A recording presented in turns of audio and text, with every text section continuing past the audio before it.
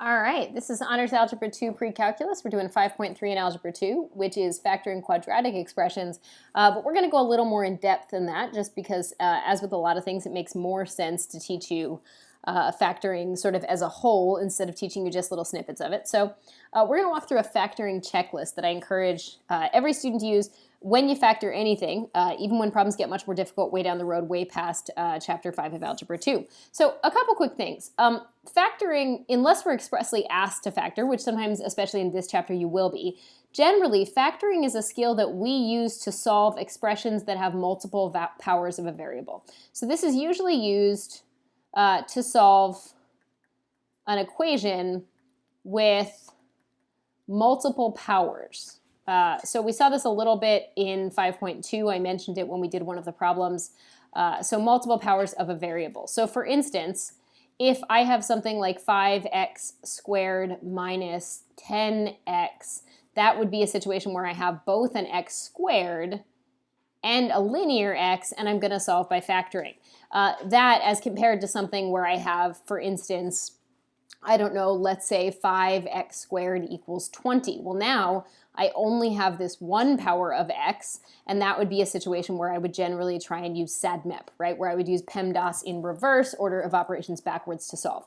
So just as a clarification, that's why we generally use factoring. So now let's walk through this factoring checklist. So I do add a 0 step on my factoring checklist, and that's because you're not going to use it all the time, but if you're looking at an equation, you want to make sure one side of the equation equals 0. So we're not always going to use this step. We're only going to use the 0 step if we're looking at an equation, not an expression, right? So if I had something like 5x squared equals 10x, well then I would have to subtract the 10x over, right? And I'd make one side equal 0. That would be my 0 step, okay? So that's not going to come up for several examples, but I wanted to throw that out there. After that, things go kind of in the logical order of difficulty, with the easiest steps being first, and the logic of that is that you would rather check off the easy steps first and see if you can factor using something simple like a greatest common factor before you get into the really hard stuff. And you'll notice that step 5 down here, synthetic division, is in red. We're not going to learn how to do that yet in this course. We'll learn how to do that when we do some more operations with polynomials and rational functions and stuff later down the road in, I believe, Chapter 8 of Algebra 2. So for right now, we're just going to throw that 5 on there as the last option, and we'll talk about it more as we move forward. So our basic outline of what we're going to do is we're going to first look for a greatest common factor.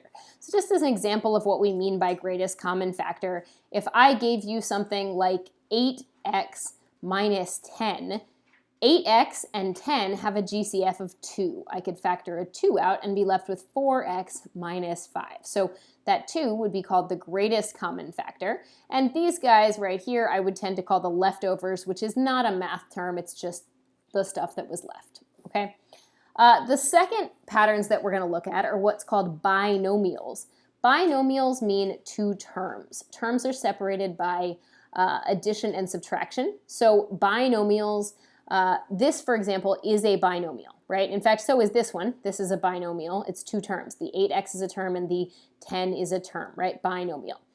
There are two special binomial patterns that we're going to go through and we're going to learn how to use, and we'll address them when we get to that part of the video. So again, usually when we're talking about a binomial, we're talking about one of two special patterns, and we're going to walk through those a little bit later in this video. The third type of factoring that we're going to discuss is quadratic trinomials, and that's factoring things of the form ax squared plus bx plus c. We're going to spend the bulk of our time on that, to be honest. And generally, we're factoring that into two binomials, and we're going to talk about how we do that by essentially unfoiling. So binomial times another binomial. And then the fourth thing that we're going to cover, and this will actually be the last one that we do in this chapter, is we're going to talk about how if none of those work, right, when you get through all those steps and nothing's working, if you have an even number of terms, you can try something called grouping.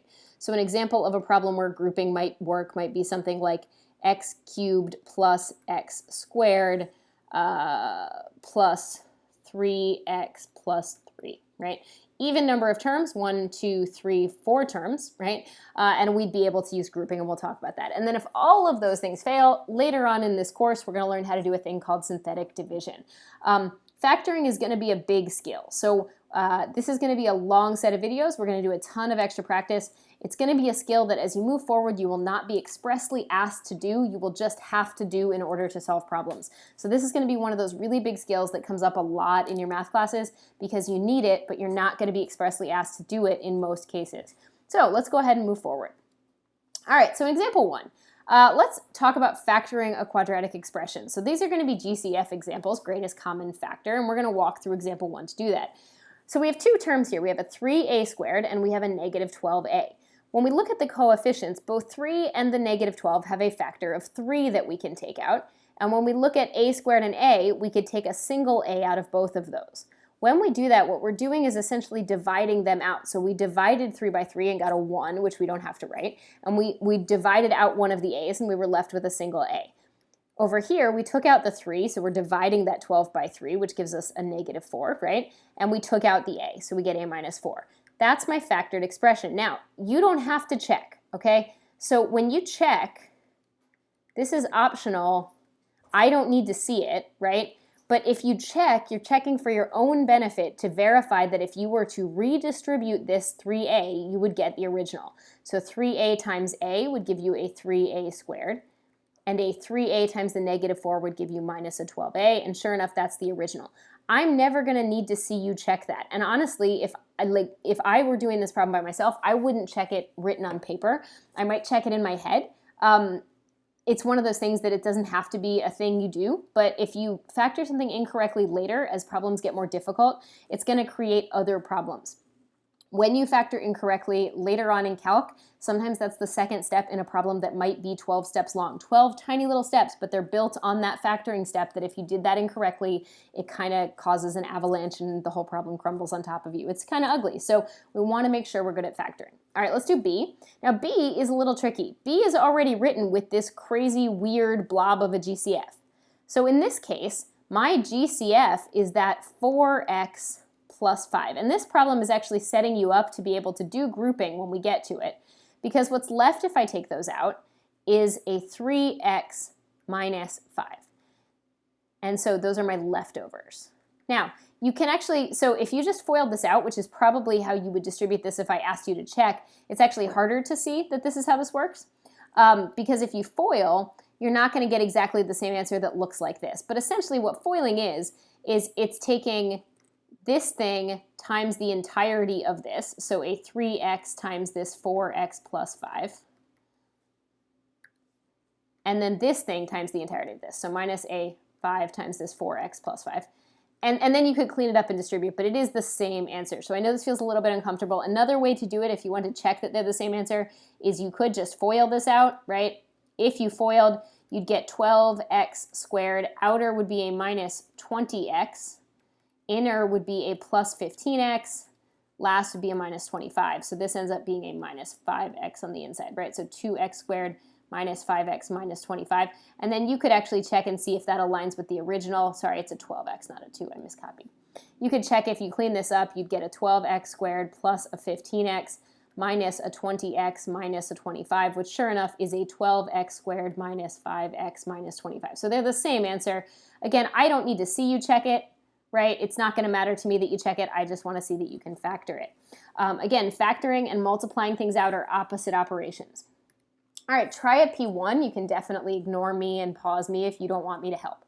So I look for the GCF and I notice that 5 and 15 have a common factor of 5, and that of the x's, I can pull out one of them, which leaves me with an x plus 3, right? I get a 3 because I divided the 15 by 5, and the x is already gone. And you can check to see that that works, or you cannot if you don't feel like you have to.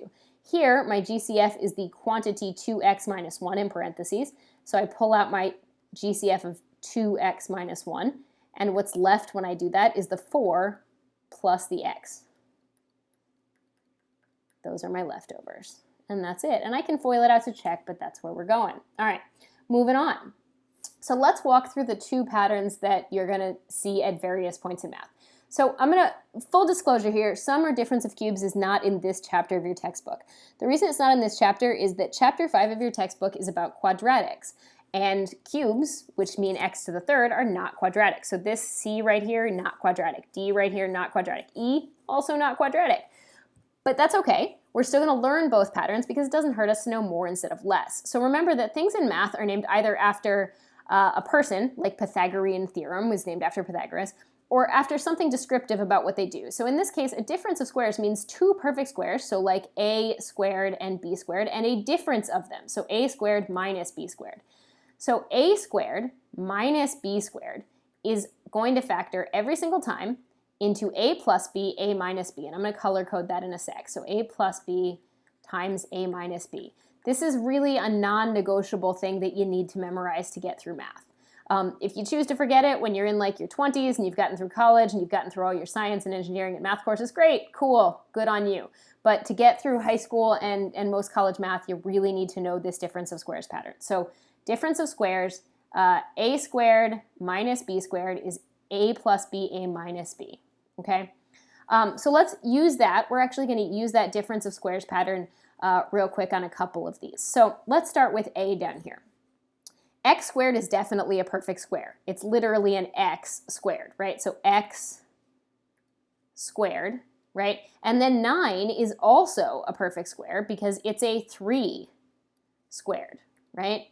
So in this situation, my a is x and my b is 3. So this is going to factor into a plus b, a minus b.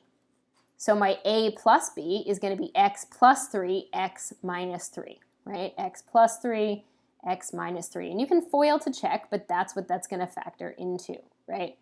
So if you FOIL to check, you'll notice that in a difference of squares, so just worth noting for the future in general, that in a difference of squares,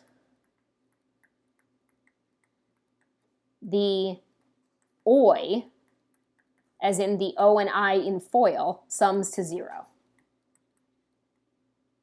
Right, and that's going to matter. That's going to matter as we talk about difference of squares and other things. So we're going to sometimes intentionally create a difference of squares pattern when moving forward. And again, it's worth noting that the outer and inner cancel. So if you were to check this by foiling, right, if you FOILed this, your first would be x times x. Your outer would be a minus 3x. Your inner would be a plus 3x. See how the OI sums to 0. And your last term would be a minus 9. And you'll see how you get x squared minus 9, right? First, last, but the OI sums to 0. So just a side note worth noticing because that's going to happen sometimes. So, and we'll definitely end up erasing some of this to put the sum or difference of cubes. But we're going to start with, so we're going to go ahead and start with, for this sum or difference, for this difference of squares rather, right here, we're going to talk about A and B and E. And that's kind of logical if you look at it, because if you look at the choices that I just gave you, if you look at A, B, and E, C and D clearly have cubes, so they're definitely going to be this sum or difference of cubes that we'll talk about in a sec. So let's talk about B. So when we look at B, right, 25x squared is actually a 5x quantity squared, and 4 is actually a 2 squared. So in this situation, my A is the whole quantity 5x, and my B is a 2. So what's going to end up happening is that this is going to factor into A plus B, A minus B. Well, my A was a 5x, so A plus B, A minus B, and my B was a 2, so 5x plus 2, 5x minus 2, and that's what that guy right there is going to factor into. Notice that in both A and B, neither of those binomials factor any farther. Neither of them are still one of these two special patterns, sum or difference of cubes, which we haven't even talked about yet, and we'll talk about in C and D, or a difference of squares. So let's go ahead and talk about E, which is a bit of a trick question. So E is a tricky question. So E is also a sum or difference of squares, or sorry, a difference of squares. I didn't mean to say sum or difference of squares. So I'm going to erase and give myself a little bit of space for E, and then we'll talk about the sum or difference of cubes in a minute. So it is worth noting that a sum of squares does not factor over real numbers, and we don't even know what imaginary numbers are yet, but we will soon. So if we look at E, x to the 4th minus 16. I know it's not a cube. I know it's not a cube for two reasons. Number one, because I haven't actually told you what the cubic formula is, so there's no way I would make you use a cube right now. And number two, because 16 is not a cubic. 16 is a square, right? And x to the 4th could be written as a squared. It could be written as an x squared quantity squared, just like 16 could be written as a 4 squared. So if we use those same colors, my A is actually the x squared because it's x squared squared, and my B is a 4. So when I factor this as a difference of squares, it's going to be a plus b, a minus b. Sorry, ignore that. All right. So my a in this case is x squared, and my b in this case is the 4. So I'm going to get x squared plus 4, x squared minus 4. Well, this thing right here is called prime. It means it doesn't factor anymore, okay? So this is a sum of squares. A sum of squares does not factor. A sum of cubes does, which we're going to get to in a minute. But a sum of squares, so it's prime, meaning doesn't factor, over the reals. And we're going to learn about imaginary numbers later, but for right now we don't know imaginary numbers, so over real numbers, a sum of squares is prime. But this guy right here, this is another difference of squares pattern, right? If we look at this pattern right here, this is actually an x squared minus a 2 squared, right? This is x squared minus 2 squared. So sure enough, I have a new a and a new b. So it seems to me like what's going to happen is that this sum of squares stays the same. So x squared plus 4 stays the same, right? It's not different. But this thing's now going to factor into a plus b, a minus b, with my new a being just an x and my b being a 2. And so this is my fully factored form of this expression. Now, if you only got as far as this, right, this is partly factored. So partially factored, but not fully factored. So the way that teachers get around this is we add this phrase fully factor. So this is my fully factored answer. All right, so now let's talk about the sum or difference of cubes. So I'm going to erase my erase my difference of squares and make room for my sum or difference of cubes.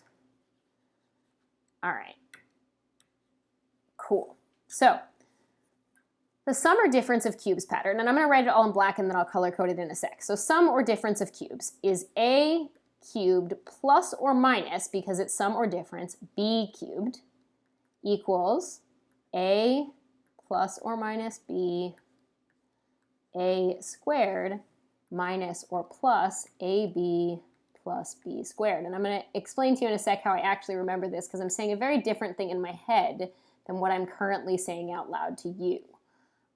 And so I'll explain that in just a sec. All right, we're going to color code the same a's and b's that we did before. Okay, so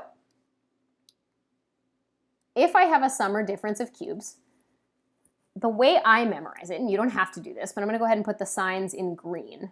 I memorize it, over time I have memorized what the a's and b's are.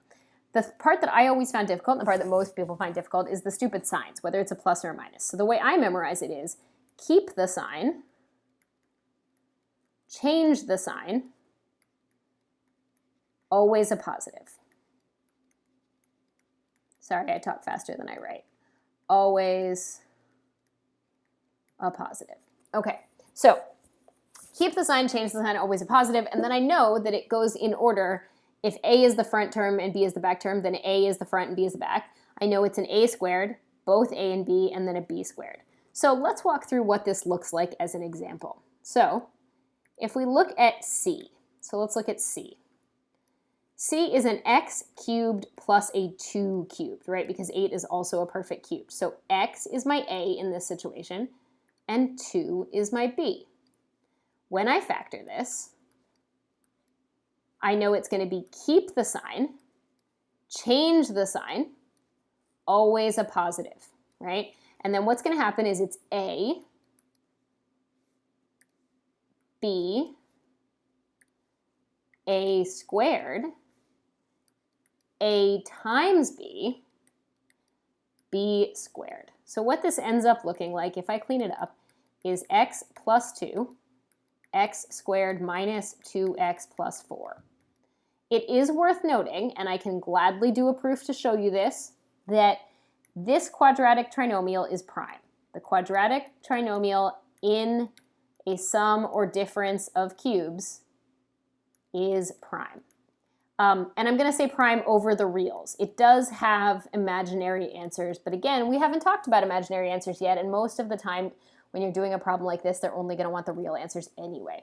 So you don't have to spend a lot of time trying to factor this. This binomial is already factored. This quadratic trinomial will not factor, and I will gladly show you why it won't factor over the reals.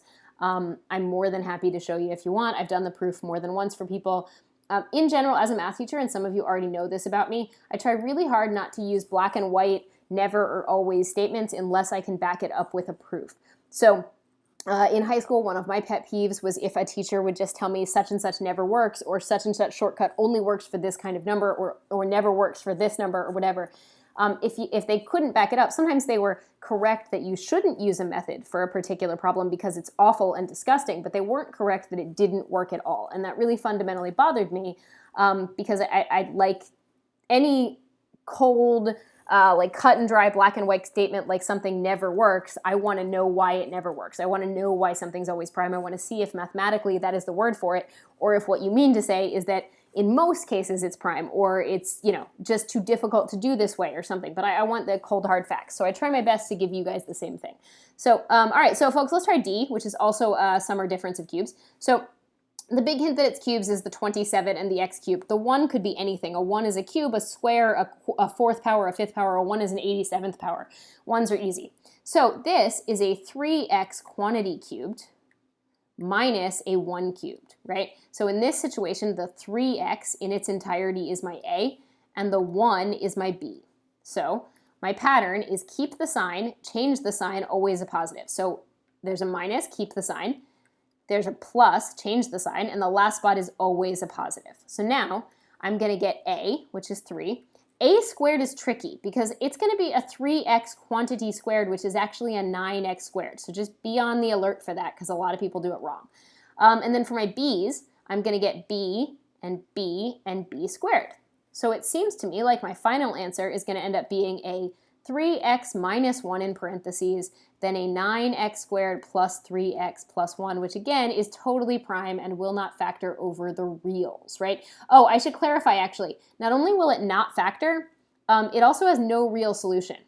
So, and that's going to matter more when you move forward in calc. So it's not just that it won't factor. It doesn't even have like an irrational. It's not like the square root of 2 is an answer. There is no real solution to this quadratic trinomial. And I can, again, totally show you why if you want me to do a little proof on that.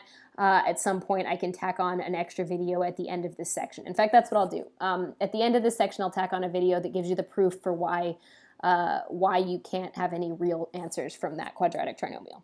All right, so go ahead and try a P2. Same idea. I'm going to walk through it. And you can pause me if you don't want me to. So this is a difference of squares. If you don't need to write it like this, if you can just see in your head that the A and the B are x and 4, that's awesome and dope. Congratulations, you're a rock star.